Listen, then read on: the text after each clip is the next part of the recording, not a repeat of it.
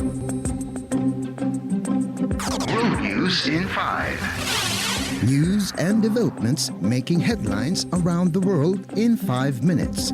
World News in 5. Here on Radyo Pilipinas Worldwide.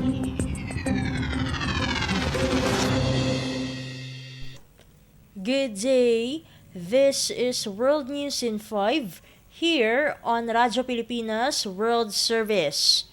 United Nations Secretary General Antonio Guterres warned a climate summit of world leaders on Wednesday there is not much time left to avert an environmental catastrophe.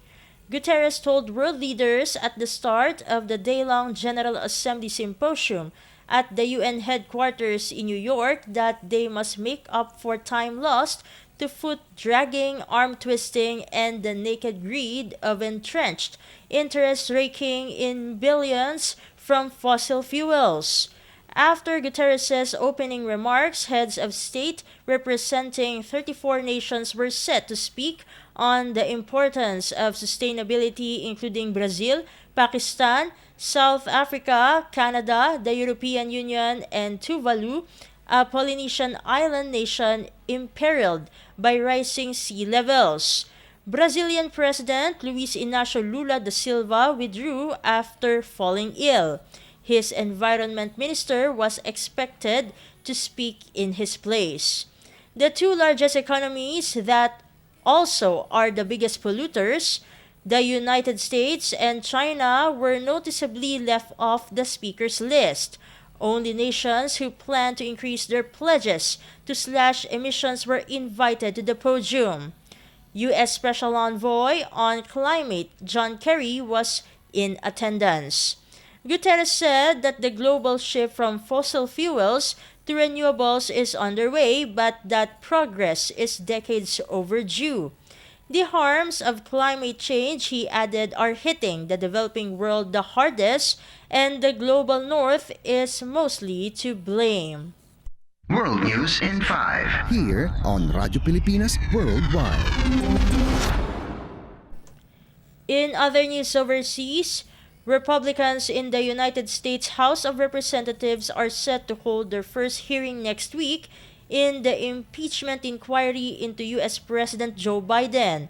But with a very slim majority in the lower chamber of the U.S. Congress, it appears unlikely Republicans will be able to pass the articles of impeachment needed to trigger a trial of the president in the U.S. Senate. The House Oversight Committee will investigate allegations Biden improperly used his position as vice president to help his son Hunter's foreign business dealings.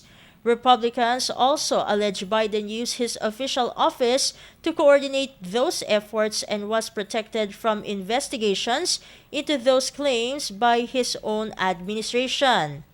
House Speaker Kevin McCarthy told reporters last week while announcing the launch of the inquiry that these allegations paint a picture of a culture of corruption. Multiple Republican-led House committees investigated the allegations for months prior to the launch of the inquiry and did not find any evidence supporting those claims. Representative Jerry Nadler, the top Democrat on the House Judiciary Committee, said during a hearing on Wednesday that Republicans have wasted countless taxpayer dollars on baseless investigations into President Biden and his family. World News in 5. Here on Radyo Pilipinas Worldwide.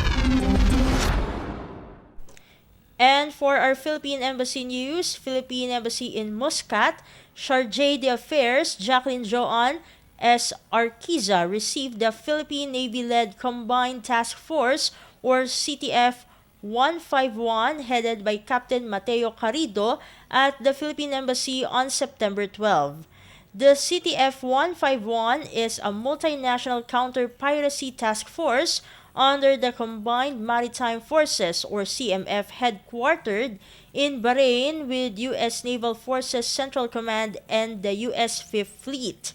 Its staff include representatives from the Philippines, Australia, Brazil, Italy, Japan, Jordan, South Korea, Spain, Singapore, Thailand, and Turkey.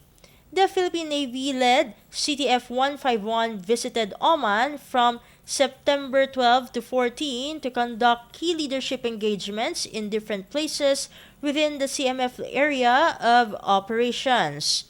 Chargé d'Affaires Arquiza thanked the Philippine Navy officers for their visit and congratulated them for assuming the command of CTF-151 in Manama, Bahrain, which is the first for the Philippines. As the Philippine Navy's visit coincided with the Maritime and Archipelagic Nation Awareness Month 2023, the Philippine Embassy, in cooperation with the Philippine School in Oman, or PSO, organized a career talk with grades 10 to 12 students. The team spoke of the Philippine Navy's expanded roles beyond its initial mandate to protect the country's shores. World News in 5. Here on Radyo Pilipinas Worldwide.